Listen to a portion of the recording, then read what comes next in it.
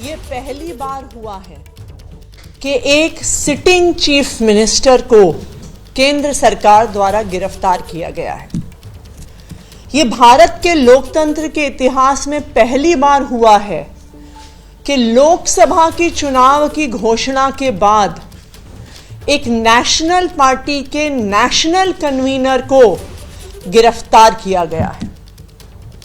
ये बिल्कुल साफ है कि अरविंद केजरीवाल जी की गिरफ्तारी भारतीय जनता पार्टी की एक राजनीतिक साजिश है। ईडी का उपयोग करके एक विपक्षी दल के राष्ट्रीय नेता को गिरफ्तार करना, एक ऐसे केस में जिसमें 2 साल की इन्वेस्टिगेशन के बाद भी 1 रुपए की भी recovery of proceeds of crime नहीं हुई है, एक ऐसे केस में गिरफ्तार करना जहां पर आज तक ईडी कोर्ट्स के सामने कोई भी सबूत नहीं रख पाई है, सिर्फ और सिर्फ ये दिखाता है कि ये भारतीय जनता पार्टी का डर है, ये प्रधानमंत्री नरेंद्र मोदी जी का डर है। प्रधानमंत्री नरेंद्र मोदी जी को, भारतीय जनता पार्टी को ये लगता है कि अगर देश में कोई एक नेता है जो उन्हें चैलेंज कर सकता है तो उस नेता का नाम अरविंद केजरीवाल है। इसलिए भारतीय जनता पार्टी और प्रधानमंत्री नरेंद्र मोदी जी हर संभव कोशिश कर रहे हैं कि वो अरविंद केजरीवाल को कुचल दें, आम आदमी पार्टी को कुचल दें। तभी एक के बाद एक आम आदमी पार्टी के एक एक नेता को गिरफ्तार किया जा रहा है। आज आम आदमी पार्टी के number 1, number 2, number 3, number 4, number 5 के सारे नेताओं को झूठे आरोपों पर भारतीय जनता पार्टी शासित केंद्र सरकार और उनके पॉलिटिकल हथियार इन्फोर्समेंट डायरेक्टरेट ने गिरफ्तार कर लिया है। लेकिन मैं भारतीय जनता पार्टी को यह बताना चाहती हूं कि अरविंद केजरीवाल सिर्फ एक मुख्यमंत्री नहीं है, अरविंद केजरीवाल सिर्फ एक नेता नहीं है, अरविंद केजरीवाल एक विचार है, अरविंद केजरीवाल एक प्रेरणा है। अरविंद केजरीवाल वो आदमी है जो अपनी IRS की नौकरी छोड़कर, इनकम टैक्स की नौकरी छोड़कर दिल्ली की सड़कों पर उतरा था इस देश के लोकतंत्र को बचाने के लिए, इस देश के संविधान को बचाने के लिए। और आज अगर आपने चुनाव से जस्ट पहले अरविंद केजरीवाल को गिरफ्तार किया है, उनको कैंपेन में जाने से रोकने के लिए गिरफ्तार किया है, तो मैं भारतीय जनता पार्टी को बता दूं कि आप एक अरविंद केजरीवाल को गिरफ्तार कर सकते हैं, लेकिन हजारों अरविंद केजरीवाल दिल्ली की सड़कों पे और देश की सड़कों पे उतरेंगे इस देश के लोकतंत्र को बचाने के लिए। आज भारतीय जनता पार्टी ने लोकतंत्र को खत्म करने का कोई प्रयास नहीं छोड़ा। हम देख रहे हैं कि किस तरह से एक के बाद एक सभी विपक्षी दलों पे और सभी विपक्षी नेताओं पे हमले हो रहे हैं। अगर वो भारतीय जनता पार्टी में चले जाते हैं तो उनके खिलाफ केस बंद हो जाते हैं, अगर वो भारतीय जनता पार्टी में जाने से मना कर देते हैं तो उन्हें उठा के जेल में फेंक दिया जाता है। दूसरी तरफ हमने देखा है कि किस तरह से कंपनियों को ईडी और सीबीआई के माध्यम से डरा के, धमका के, उन पे केस करके उनसे इलेक्टोरल बॉन्ड्स के माध्यम से हजारों करोड़ की उगाही करी है भारतीय जनता पार्टी ने। एक तरफ हेमंत सोरेन की गिरफ्तारी होती है, दूसरी तरफ कांग्रेस पार्टी का बैंक अकाउंट फ्रीज होता है। ये आने वाले लोकसभा चुनाव को, आने वाले पूरे देश में होने वाले चुनाव को अफेक्ट करने का तरीका है, विपक्ष को खत्म करने का तरीका है। ये चुनाव को चोरी करने का अगर तरीका नहीं है तो क्या है? आप सारे विपक्षी नेताओं को जेल में डाल दोगे, आप सारी पार्टियों के बैंक अकाउंट फ्रीज कर दोगे तो कोई भी चुनाव कैसे लड़ेगा? लेकिन मैं भारतीय जनता पार्टी को यह बता दूं कि जो आप ये विपक्ष के खिलाफ, जो आम आदमी पार्टी के खिलाफ, जो अरविंद केजरीवाल के खिलाफ साजिश कर रहे हैं, इसका जवाब दिल्ली आपको देगी, इसका जवाब पंजाब आपको देगा, इसका जवाब पूरा देश आपको देगा। आज एक और चिंता भी है हमारी। देश में पहली बार एक सिटिंग चीफ मिनिस्टर जिनके पास Z+ सिक्योरिटी है, Z+ सिक्योरिटी कवर है, उनको अरेस्ट किया गया है।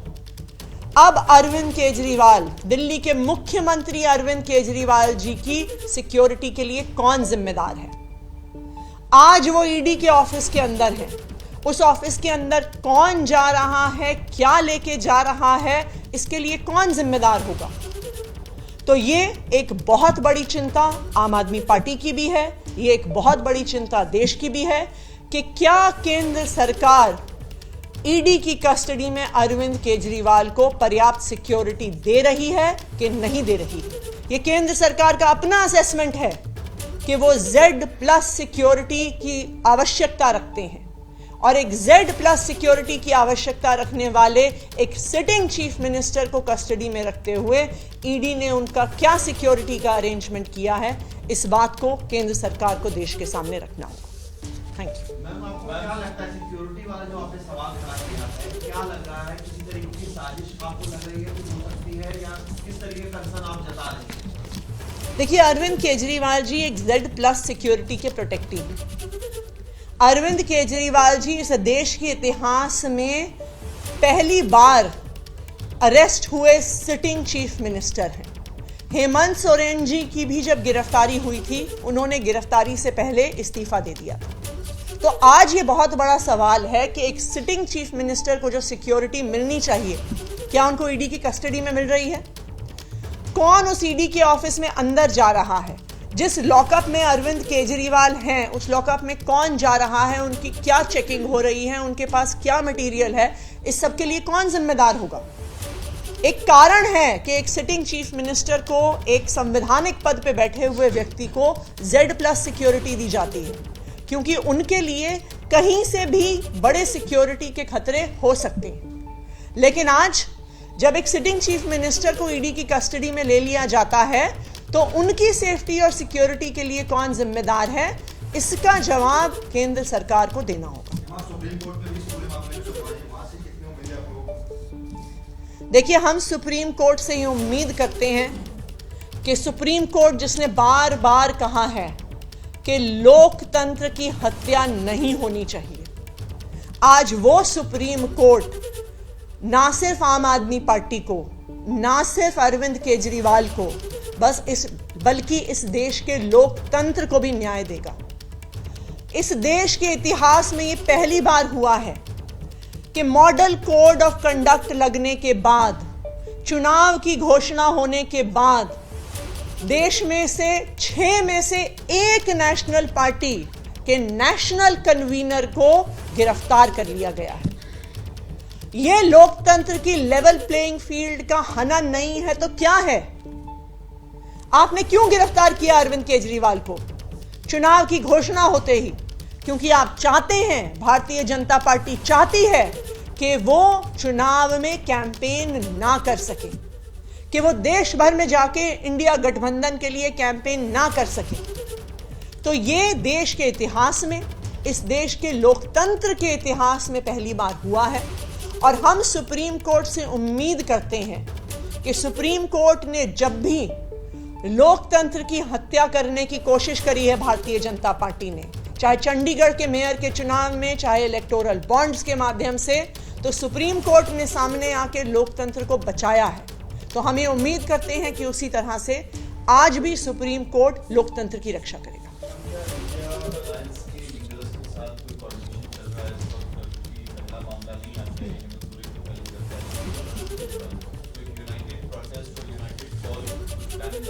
हम लगातार इंडिया अलायंस के नेताओं से सबसे टच में हैं।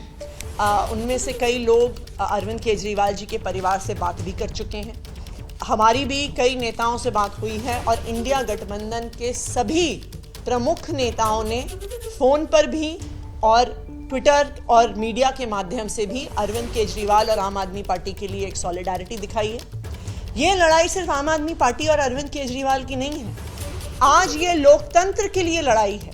आप मॉडल कोड ऑफ कंडक्ट लगने के बाद, चुनाव की घोषणा होने के बाद विपक्ष के एक प्रमुख नेता, एक राष्ट्रीय पार्टी के राष्ट्रीय अध्यक्ष को अगर गिरफ्तार कर रहे हैं तो ये चुनाव को प्रभावित करने का अगर तरीका नहीं है तो और क्या। Thank you. प्रोटेस्ट की बात कर रहे थे, सड़क पर उतरने की बात कर रहे थे, वो क्या आज बिल्कुल प्रोटेस्ट होगा, लेकिन आज केंद्र सरकार का जो डर है वो दिल्ली की सड़कों पे भी दिख रहा है। आज आम आदमी पार्टी के ऑफिस को एक छावनी बना दिया गया है। आम आदमी पार्टी के ऑफिस के सामने 2 से 2,500 पुलिस वाले खड़े हैं। आम आदमी पार्टी के ऑफिस की सड़क के सामने हजारों पैरामिलिट्री फोर्सेस वाले खड़े हैं। पूरी दिल्ली से, पूरे देश से पुलिस को और पैरामिलिट्री फोर्सेस को इकट्ठा किया गया है। क्यों? क्योंकि भारतीय जनता पार्टी को डर है, उनको पता है कि वो अरविंद केजरीवाल को जेल में डाल के लोकतंत्र की हत्या करने की कोशिश कर रहे हैं, और वो पुलिस के माध्यम से, पैरामिलिट्री फोर्सेस के माध्यम से अब दिल्ली के लोगों की और देश की लोगों की आवाज को भी बंद करने की कोशिश कर रहे हैं।